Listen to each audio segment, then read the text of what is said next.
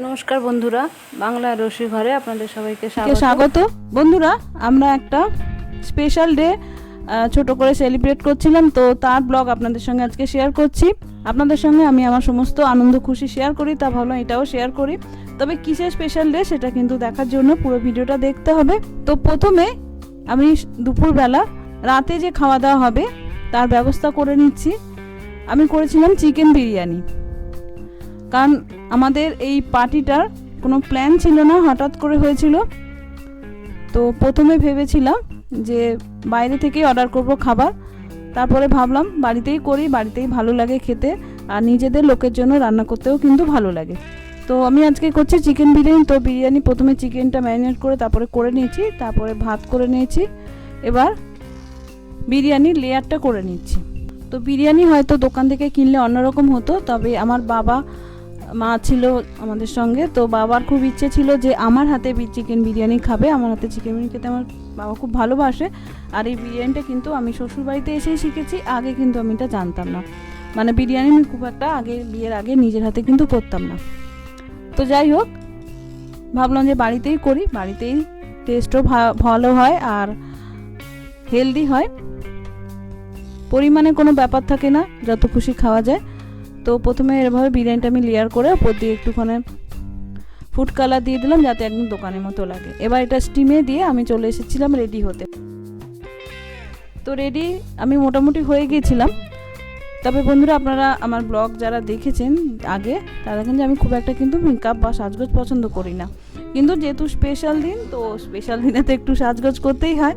তো আমি এমনি শাড়ি টাড়ি পরে রেডিই ছিলাম। তো সাগরিকা আসার পরে বললাম যে একটুখানি আমাকে কাজল আইলাইনারটা একটু পরিয়ে দাও, কারণ আমি ওটা একা পরতে পারি না, তাই জন্য পরিয়ে দিচ্ছে। আর এদিকে আমার যাও এসেছে, তো সবাই মিলে বেশ মজা করছি, মজা করতে করতে সাজছি। এগুলোই কিন্তু ভালো লাগে। তো এদিকে আমার যাও এসেছে, তো যা অফিস থেকে এসেছে বলে ও সাজগোজ করে কিছু আসতে পারেনি, তো বললো দিদি একটু সেজে নিয়ে। বলছি হ্যাঁ সেজে নে, সাজার জিনিস তো সবই রয়েছে।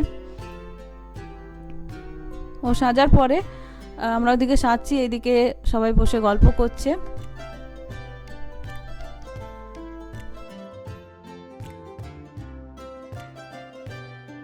তো আমার সাজগোজ হয়ে যাওয়ার পরে এই যে আমার ফুল মেকআপ। তো আমি শাড়ি পরতে ভালোবাসি বলে শাড়িই পরেছি।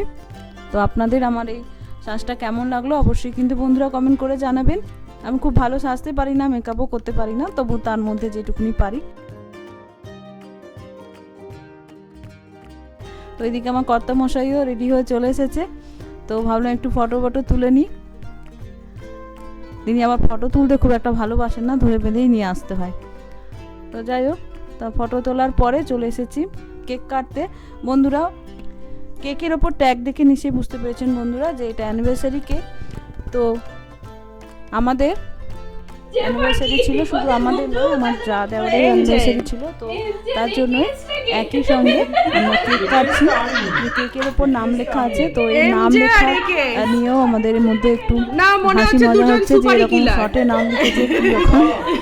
তো যাই হোক, তো এই হচ্ছে যে বন্ধুরা একসঙ্গে থাকলে এই হাসি মজাটাই কিন্তু একটা আলাদা ব্যাপার। খাওয়া দাওয়াটা কিন্তু এক্ষেত্রে কোনো ম্যাটার করে না। তো সবাই মিলে কেক কাটছি। তো খুবই ছোট আয়োজন ছিল, গেস্ট কিন্তু যে খুব বেশি ছিল তা না। সুকল্পদা, সাগরিকা দি, আর এদিকে আমার মা, বাবা, শাশুড়ি মা আর দেওর যা, এই কয়েকজনই ছিলাম। খুব বেশি কিন্তু লোকজন আমরা বলিনি। তো সবাইকে কেক খাওয়াচ্ছে, কেক খাওয়াই চলছে।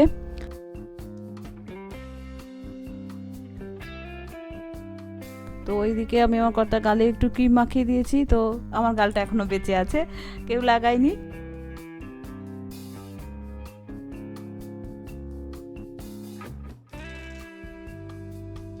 এই সাগরিকা দি আর সুকল্পদাকে আপনারা কিন্তু চেনেন, আগেও আমার অনেক ব্লগে দেখেছেন। যেমন ওর বাড়িতে পিকনিক হয়েছিল, তখন আমরা গিয়েছিলাম একসঙ্গে। তারপরে ওর ভাইয়ের বিয়েতে গিয়েছিলাম, সব কিছুতে কিন্তু ওদের আপনি দেখ। তো আমাদের যে কোনো খুশিতে আনন্দে ওরা থাকে পাশে, আমরাও থাকি। তাই আমাদের মধ্যে একটা অদ্ভুত ভালো বন্ডিং আছে, যে আমরা যেখানে যাই মানে আমাদের মধ্যে একেবারে একটা জমে যায় ব্যাপার। তো ওদের বাড়িতে গেলেও আমাদের কোনো সময়ের জ্ঞান থাকে না, আমাদের বাড়িতে এলেও ওদের কোনো সময়ের জ্ঞান থাকে না।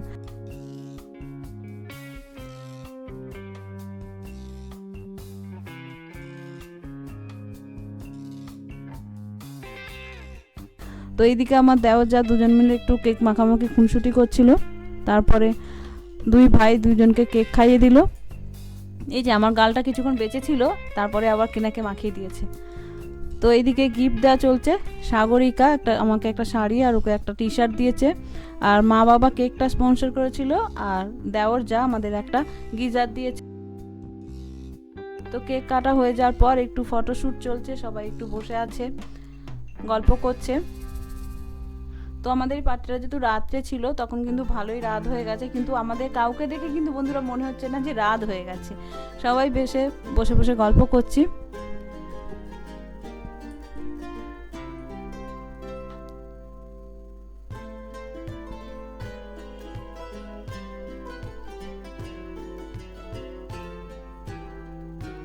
তারপরে একটু দুই মার সঙ্গে আমি একটু ফটো তুললাম।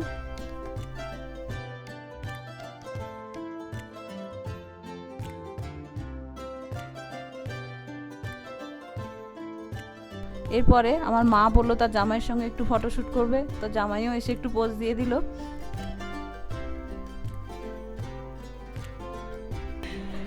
তারপরে যেহেতু রাত হয়ে যাচ্ছে বেশি, তাই মা, এই যে মা নিরামিষ খাচ্ছে, বাবা এরা সবাই খেতে বসে গেছে। মায়ের জন্য আমি একটু মানে আমার শাশুড়ি মায়ের জন্য একটু নিরামিষ করেছিলাম, ফ্রাইড রাইস আর চিলি চিকেন। আমার মা বাবা খাচ্ছে, বাবা মা বিরিয়ানি খাচ্ছে।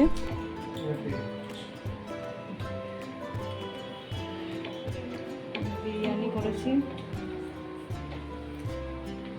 তো খাওয়া দাওয়া হয়ে গেছে, তখন প্রায় 11:30 বেজে গেছে। তো আমরা বসে তখনও গল্প করছি, আর এইদিকে আমার বাবা তখনও ঘুমায়নি, হেঁটে বেড়াচ্ছে, বলছে খেয়েছি একটু হজম করি, তাই না এদিকে হাঁটছে, সবাই মিলে বসে গল্প করছি।